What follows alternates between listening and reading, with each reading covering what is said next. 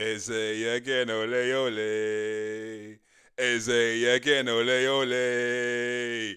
Eze again. Eze again. Eze again, ole ole.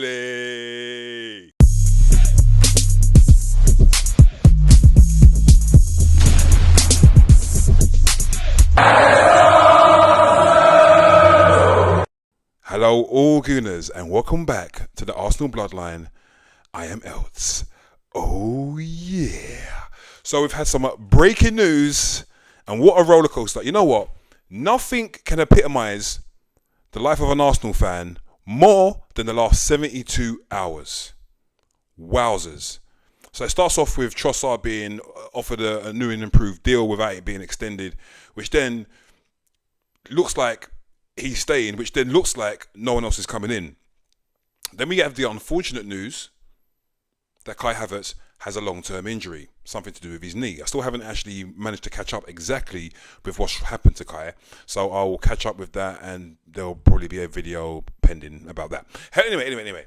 So now the breaking news is, and you know, if you go back to my video from yesterday when I was absolutely peed off, I called for the hijacking of the move that shouldn't be happening anyway. The move that made no sense to me as an Arsenal fan, that you're going to be caught in a guy as talented, as destined for Arsenal as he was, and then you're going to pull out and allow him to go to your bitter rivals in Spurs. That deal made no sense whatsoever.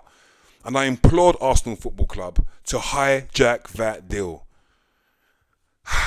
And they listened to me. They must have heard, man, because the breaking news from the esteemed ITKs, one Fabrizio Romano and David Ornstein of The Athletic, both reporting that Arsenal are now purportedly ready to hijack Spurs, and all is once again well. I will sleep well tonight. This is a deal that should have been happening from the beginning. Tottenham should never have had a sniff. Never. When we were first linked to Eze, my concern was that Liverpool might get involved or Chelsea might get involved. The worry with Liverpool is they're the champions and they can rival us in terms of the appeal of the club in this current moment. With Chelsea, maybe not so much that, but they can certainly offer him more wages than us. You know that Chelsea are Moneybags FC. So I had a little bit of concern about that. Never ever did I suspect that it would be Spurs that Eze would be heading towards. It did not sit well with me. It bothered me immensely. But here we are. What I like about the breaking news reports is that it says Eze wants AFC. So he's reiterated his desire to come to Arsenal. I'm not fully sure, I'm pretty confident, but I'm not fully sure if he's an Arsenal fan. I suspect that he is. We know that he used to play for us as a junior. And yeah, let's see what happens in the next few hours. Exciting times. If we get if it gets confirmed, I'll be back with an even more exuberant video. But the breaking news from David Ornstein and Fabrizio Romano, and of course there's other journalists out there. I don't want to disrespect other journalists, but of course we know that if Fabrizio and David Ornstein report something, it tends to be pretty factual and concrete. So yeah, fingers crossed now for the next 24 hours, 48 hours. Who knows? You know, Leeds is on Saturday. That's about 72 hours away. If the deal can get done quick enough, and I suspect that Arsenal will be in a hurry to get this done now, considering we are an attacker light with the unfortunate news of Kai's injury. That, you know, Arsenal, we're going to be in a hurry. We're going to be eager to get this deal done. Eze is Prem ready, he's fit, he's been playing for Crystal Palace for the past 2 weeks in the Charity Shield and the opening day of the season, so there's nothing stopping him from, you know, fully integrating into the team, literally straight from the off. That's what makes it an even more logical signing when you just take all these things into account, rather than maybe looking abroad for a replacement for Kai. Now, people might say, but how does Eze replace Kai? They're two completely different players and play in different positions. Yes, but Eze, I've been saying this for the past 2 or 3 months, that Eze, if we bring in Eze, I believe he will play predominantly on the left. He's not going to replace Odegaard. Not to me.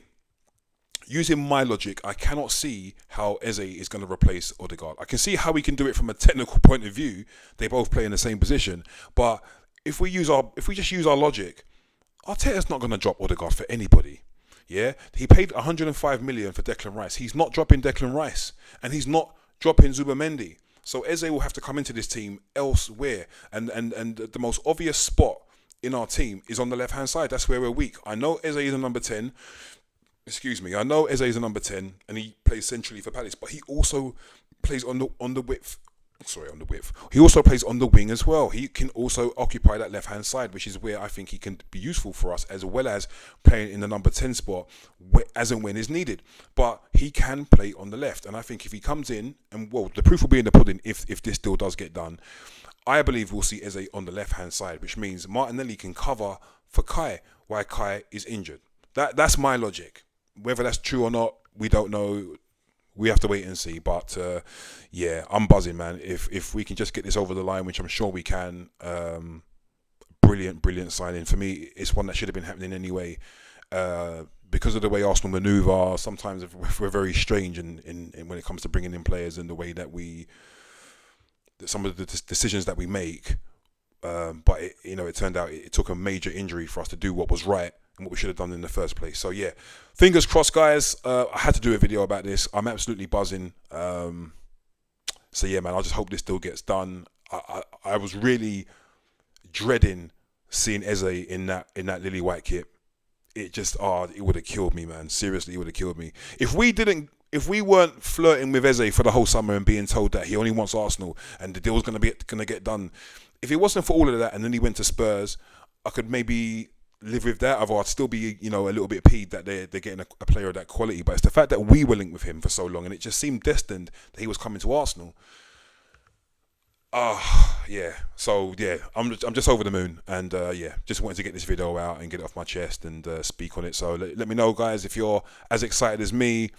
Do you think there will still be another attacker coming in? Do you think there'll be another striker coming in, or do you think that the club may lean towards what I suggested, which is getting Eze in, who will essentially replace Martinelli, and then we'll use Martinelli as the backup to Gyokeres whilst we wait for Kai to, recover, and obviously Gabriel Jesus as well, who will also be an option once he's back from injury, and by all accounts, he's ahead of schedule and due back in maybe 2 to 3 months. So it's not as problematic if we get Eze in.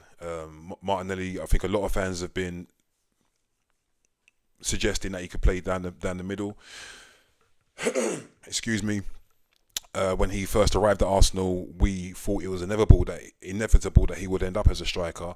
It hasn't happened, and as time goes on, he seems less suited to the winger berth.